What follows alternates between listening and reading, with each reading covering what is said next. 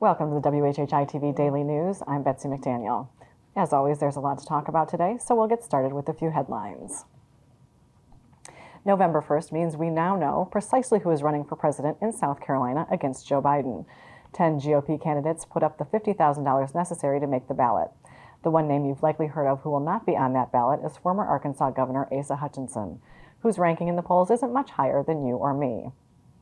But Hutchinson is still in the race as of today, although he lost his campaign manager and his regional director for this part of the country within the last week.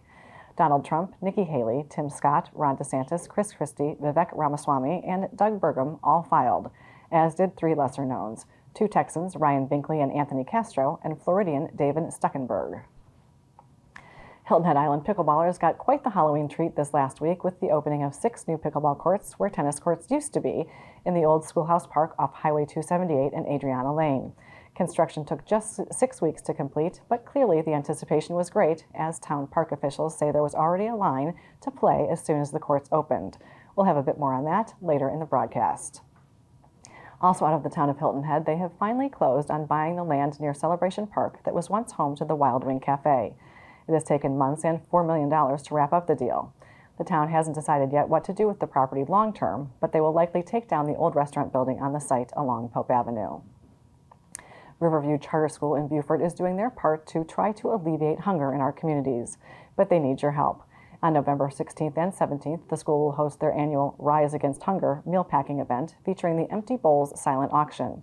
That is where you come in. They are still in need of items for that auction.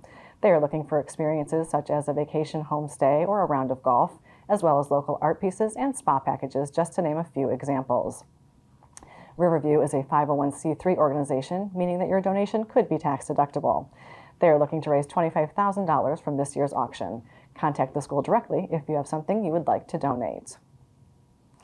The town of Bluffton has implemented their Economic Development Incentive Program, which aims to help businesses locate their professional services nearer to the residents they serve, with the objective to not only bring those businesses closer to the fastest growing parts of the town, but to also reduce traffic on major arteries and to give those businesses financial incentives to locate or relocate to those areas. The focus areas are Bluffton Parkway, west of Bluffton Road, Buckwalter Parkway, north of Bluffton Parkway, and Highway 170 between Highway 46 and US 278. Businesses the town is looking to incentivize are those that will be investing a minimum of $500,000 and are in the fields of healthcare, childcare, affordable housing, corporate headquarters, and mixed commercial space. And this weekend's Concours d'Elegance will see a local student presenting a design to industry leaders. Connor Willett will represent May River this Sunday in the Michelin Junior Design Challenge, where he will present a car design to a panel of designers from companies such as GM, Ford, and BMW for the chance to win a $1,500 scholarship. Congratulations and good luck to Connor. The media sources on your screen will have more on these and other stories, and we would love for you to like us on Facebook and follow us on Instagram at WHHI-TV. And if you have an idea for a news story, we'd love to hear it, so drop us a line at news@WHHITV.com. And now here's Justin Jarrett with what happened last night in the Loco. Hey, it's time for Last Night in the Loco on WHHI, powered by LowcoSports.com. And it's time to spotlight another Loco squad on the cusp of a state championship. It was a big deal when the Bridges Prep volleyball team made the Class 1A playoffs last year, although the Bucs were bounced in 5 sets in the first round by Latta. Fast forward a year later, and after taking down Latta last week, Bridges Prep hosted the Class 1A lower state final last night against Lakeview, and LowcoSports.com's Wes Kerr was there to see the Bucs cruise to a 3-0 sweep, winning 25-15, 25-15, 25-23 to advance to the state championship match against St. Joseph's Catholic at 10 a.m. Saturday in Columbia. We spoke with Bridges Prep coach Roger Wilson on Monday's edition of the Loco Sports Lowdown to learn more about the team and its quick rise to state title contender.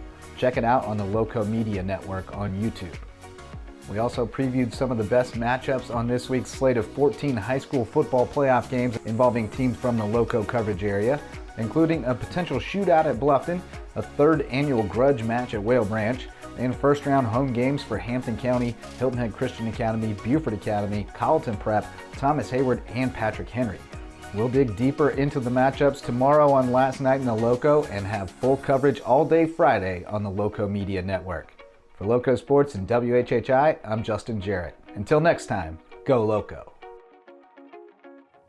Thanks, Justin. Well, it's a bit cooler in the Low Country today. Is it going to stay that way? Let's find out with Maria. Thanks, Betsy. Yep, so taking a look ahead, it doesn't look like this cool weather is going to last very long, as we are going to see the temperatures get back up into the 70s by the weekend. Taking a look at Thursday, however, it's going to be sunny, but still rather breezy and chilly, with Hilton having a high of 60, a low of 44, Bluffton's going to have a high of 61, a low of 40, and Buford's going to have a high of 60 and a low of 40.